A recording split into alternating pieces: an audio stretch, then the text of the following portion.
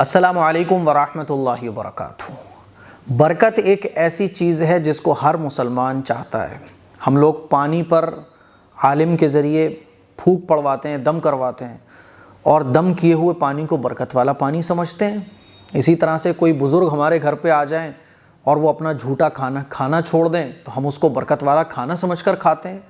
مزاروں پر اور بہت ساری ایسی چیزوں کو جو کسی پیر اور فقیر کے ذریعے ہمیں مل جائیں تو ہم اس کو تبرک کے طور پر اپنے پاس رکھتے ہیں اور کوئی کھانے والی چیز کو برکت والی چیز سمجھ کر کھاتے ہیں۔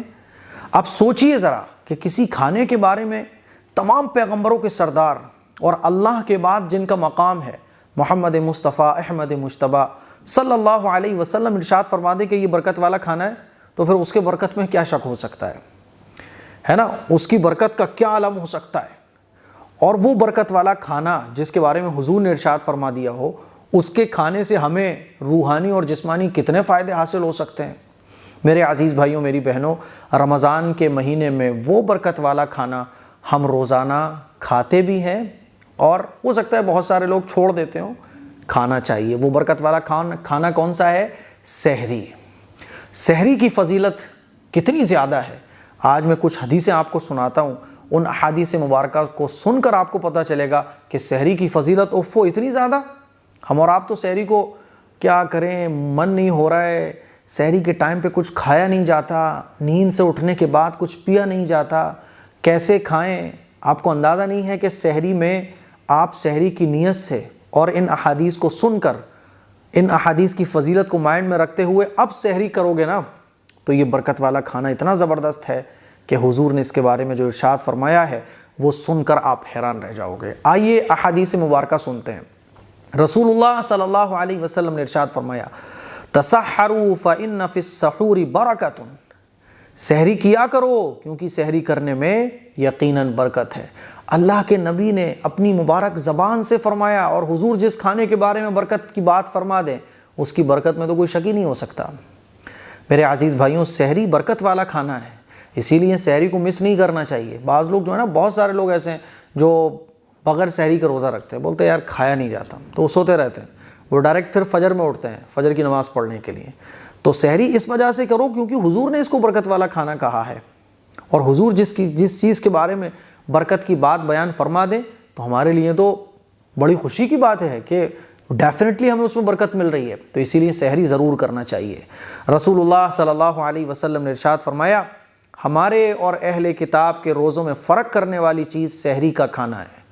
جو اہل کتاب ہے نا، یہودی اور عیسائی، ان کے روزے میں سحری نہیں ہوتی، ہمارے روزے میں سحری ہے، اور یہ سحری ان کے روزوں سے ہمارے روزوں کو الگ کرتی ہے، اسی لیے سحری کرنا چاہیے۔ رسول اللہ صلی اللہ علیہ وسلم نے سحری کے کھانے کے بارے میں فرمایا، انہا برکۃ اعطاکم اللہ ایہا فلا تدعوہ، سحری والی برکت جو اللہ نے تم لوگوں کو عطا کی ہے اسے چھوڑو نہیں۔ تو حضور تو کہہ رہے ہیں چھوڑو مت، اور ہم کیا کر رہے ہیں؟ یہ سوچ کر کرے بھائی کھایا نہیں جاتا، پیا نہیں جاتا، ارے بھائی دل نہیں ہو رہا ہے اس لیے مت چھوڑو، ہے نا، کہ دل نہیں ہو رہا صاحب، کھایا پیا نہیں جاتا، بلکہ حضور نے اس کھانے کو برکت والا کہا ہے، اسی لیے اس کو مت چھوڑو، کھاؤ۔ دل نہیں ہو رہا ہے تب بھی چند لقمے کھا لو، چند گھونٹ پانی پی لو، چند گھونٹ دودھ پی لو، چند کھجورے کھا لو، ایک دو لقمے کھانا کھا لو۔ کون کہہ رہا ہے آپ سے کہ پیٹ بھر کے کھاؤ، کھٹی کھٹی ڈکاریں آنے لگیں اتنا کھاؤ؟ سحری کی برکت کے طور پہ کھاؤ آپ سحری۔ رسول اللہ صلی اللہ علیہ وسلم نے فرمایا، تسحروا ولو بجرعۃ ماء، سحری ضرور کیا کرو چاہے ایک گھونٹ پانی سے ہی کرو۔ کیا فرما رہے ہیں حضور کہ سحری کرنا چاہیے؟ تو اسی لیے سحری کو آپ اس لیے کرو کیونکہ نبی کی سنت ہے، حضور نے سحری کرنے کا حکم دیا ہے۔